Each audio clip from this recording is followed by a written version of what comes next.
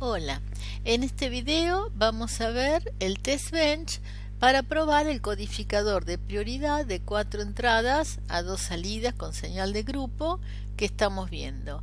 En la codificación que habíamos hecho le dábamos prioridad, como se ve, a la entrada número que está en la posición 3.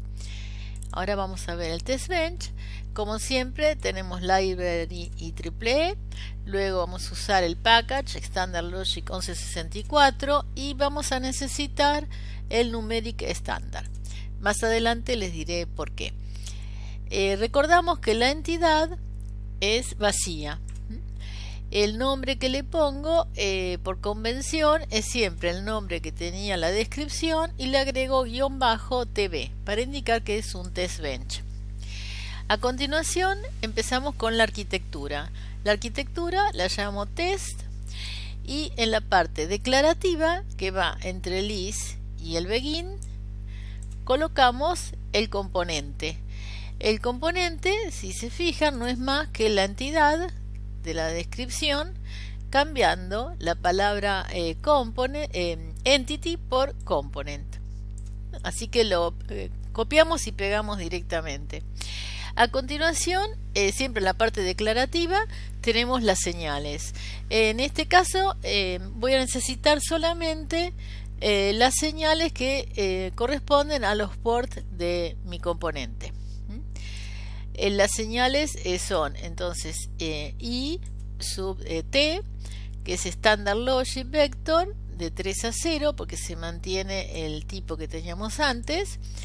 Le tenemos que dar un valor inicial con igual, dos puntitos igual, y en lugar de usar 4 ceros entre comillas dobles, puedo usar others con flechita a la derecha y un solo cero entre comillas simples. Esta sentencia se ocupa de calcular cuántos ceros necesita según la dimensión que tenga el Standard Logic al que hacemos referencia y los coloca y nos evita a nosotros el trabajo de estar calculando y escribiéndolos. Luego vienen las señales que serían de salida, de manera que no tienen valor inicial. Terminada la parte declarativa, después del begin tenemos la parte del cuerpo de la arquitectura. Lo primero que hago es instanciar el componente, que es code 4A2.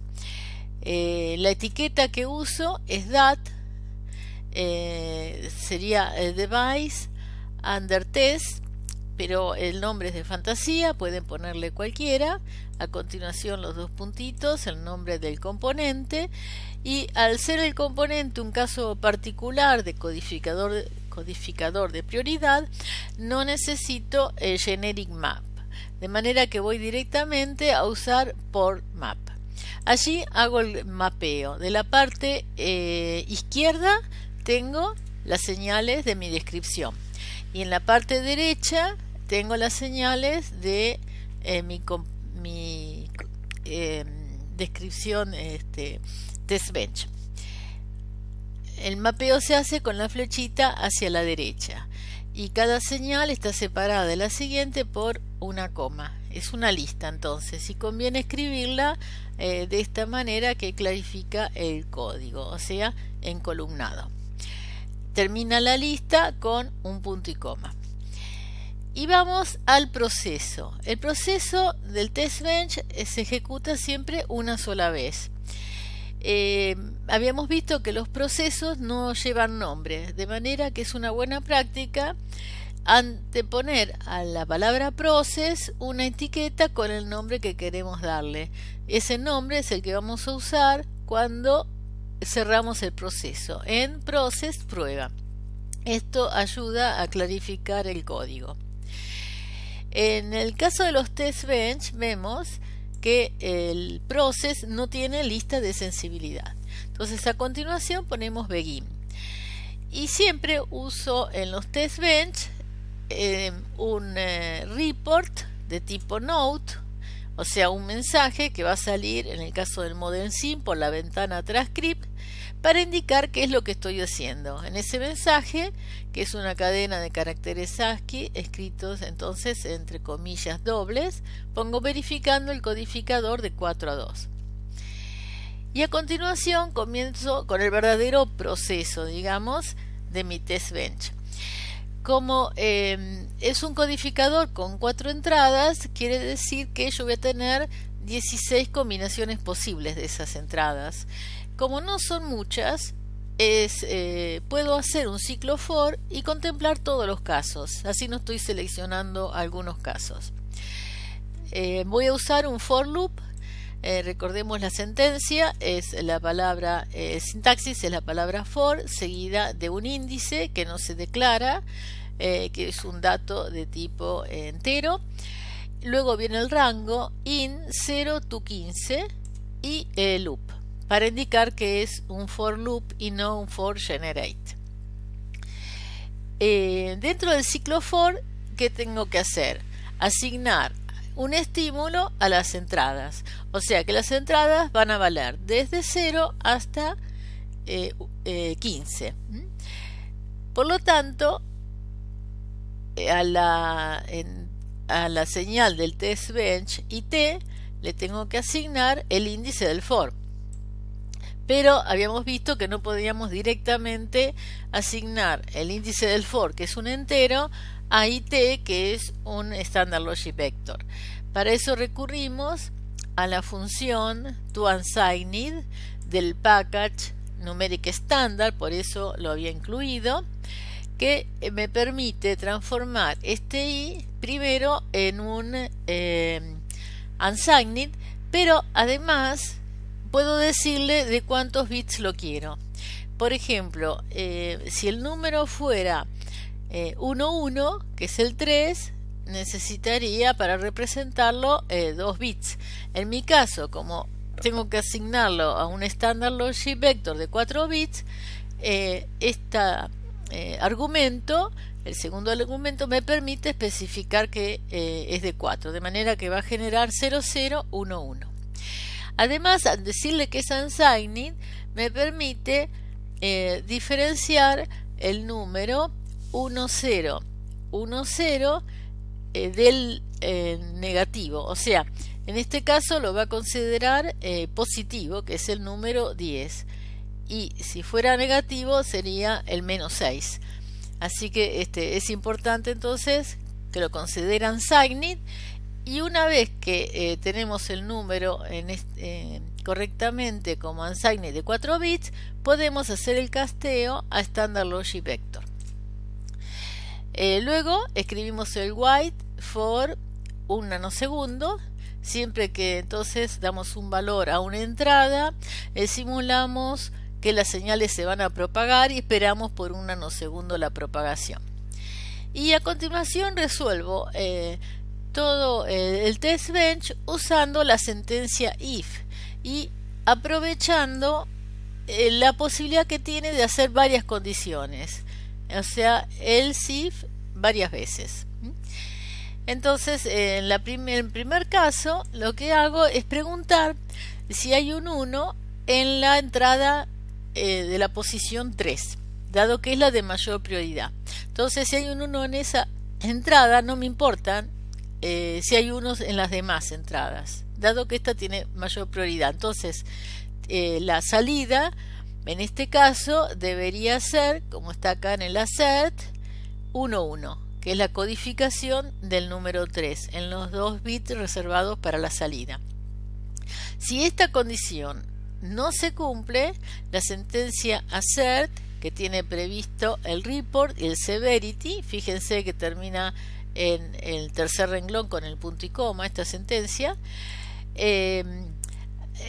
va a sacar un mensaje que es una cadena de caracteres ASCII encerrados entre comillas dobles, que en este caso será falla y sub o para la entrada i sub i igual, y ahí pongo 1xxx, o sea, un 1 en la entrada i, y en lo demás XX quiero simbolizar que pueden valer todas las combinaciones de unos y ceros. Necesitaría decirle el número exacto de esa entrada, o sea, el subíndice del for, que es i. Habíamos visto también que este subíndice no es un carácter imprimible, de manera que tenemos que usar un atributo para que sea imprimible. Ese atributo es image y los atributos se les antepone una comilla simple, y además hay que decirle al atributo de qué tipo de datos se trata. Por eso acá hay un integer, comilla simple, image, entre paréntesis, i. Este nuevo string se tiene que concatenar al string que teníamos antes, y eso lo hacemos con el carácter ampersand, que es concatenación de string. Severity failure lo que hace es abortar el programa cuando encuentra que hay un error. Les había comentado que no siempre es útil abortar el programa cuando uno está probando las primeras pruebas, por lo menos del test bench. A veces conviene que se ejecute todo el test bench aunque haya errores, para poderlos ver en las señales. Por ejemplo, si uno está viendo las formas de onda, ver qué pasaba en los demás casos, si también había errores o no. Entonces yo en ese caso, en lugar de severity failure, pongo severity warning. Una vez que está bien depurado el test bench, entonces sí pongo severity failure para que me pruebe en forma correcta mi descripción. En caso de que haya un error, directamente la interrumpe y sale el mensaje en la ventana transcript diciendo que lo interrumpió. No solamente tenía que probar yo si la salida era la codificada correctamente, sino si la señal de grupo, que también es otra salida, era la correcta. Recordemos que la señal de grupo está en 1 cuando hay alguna entrada activa, o sea, en este caso cuando hay algún 1. Entonces el mensaje que va a salir en el caso en que no se cumpla la condición es igual al anterior, solamente va a cambiar. En lugar de poner que falla para Y sub O, ponemos que falla para G sub O. Claro que si falló en el caso anterior, no llegamos a informar que también falló para la señal de grupo, porque había un failure antes, ¿no?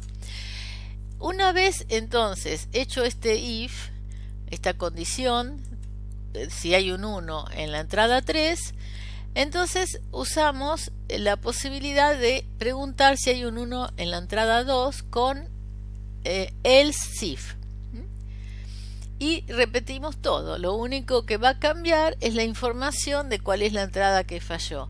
Así que en el mensaje de error ahora pongo 0 porque i3 está en 0 si llegamos a controlar si hay un 1 en i2, ¿no?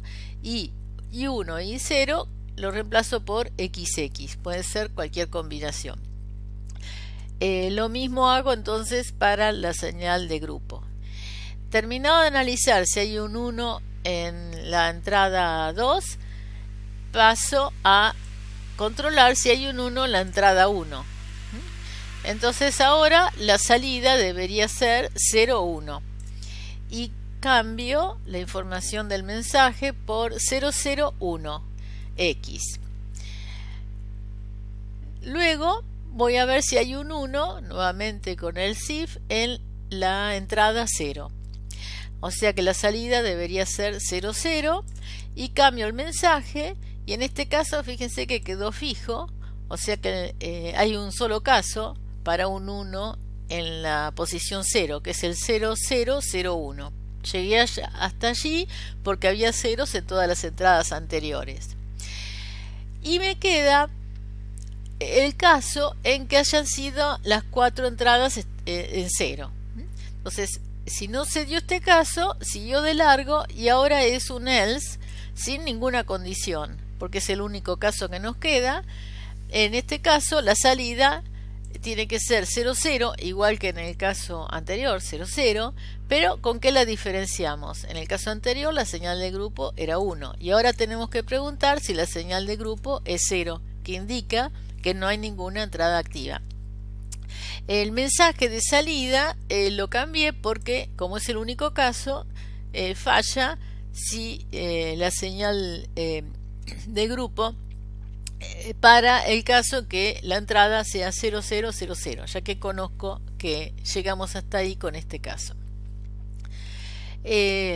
Como ya están controlados todos los casos, tenemos el end if y luego el end loop. Si se ejecutó todo porque no salimos con un failure, entonces va a salir en la ventana de transcript el report, verificación exitosa, severity note. Luego terminamos el test bench con el wait. Wait analiza si hay algún proceso que no se haya finalizado. Espera que finalicen todos los procesos y cuando detecta que hay estabilidad en el tiempo, entonces da por finalizada la ejecución del test bench. Vamos a en process prueba, termina el proceso y cerramos la arquitectura con el architecture test. Bueno, ahora cierro los archivos de código y vamos a compilar. Compilo todo en la ventana transcript. Fíjense que me va informando qué es lo que hice y el resultado, y vamos a simular. Previamente vamos a view, acá están tildadas las ventanas que están abiertas, project y transcript, que es la de abajo. Voy a tildar wave, entonces se abre la ventana de formas de onda. Vamos a simulate, start simulation. En esta ventana hago clic en work, selecciono el test bench, ok. Ahora voy a DUT, o sea, hago clic en DUT, voy al menú superior donde dice add to wave all items in region. Ahí tengo entonces todas las señales de los ports. Voy acá abajo donde dice toggle left names para que queden en forma comprimida, más claro los nombres. Acomodo un poco esta información para que quede más chiquita y vamos a simular. Entonces run all y hacemos clic en la ventana de formas de ondas para que nos aparezca la lupa en azul que dice zoom full. Así acomoda toda la simulación en la ventana. Entonces observamos que se generaron todos los valores desde 000 hasta 111. Lo generó el for, el ciclo de for. En el caso de 000 y 001, la salida es codificada a 00. ¿Cómo las distinguimos? Con la señal de grupo. En este caso esa señal está en 0 y en este está en 1. Vemos que en todas las demás entradas tienen un 1, la señal de grupo está siempre en 1. Cuando tenemos un 1 en la posición 1, que es el 0010 y el 0011, la salida codificada es 01. Bueno, para los otros 4 casos la salida es 10 y para los últimos 8 la salida es 11. Así que con esto verificamos que funciona correctamente nuestra descripción. De todas maneras les recuerdo que mirar las señales no siempre es posible en las formas de onda. Lo que es importante es mirar la ventana transcript donde dice, como habíamos visto, verificando el codificador de 4 a 2, luego verificación exitosa. Nos dice que hizo 16 nanosegundos transcurrieron.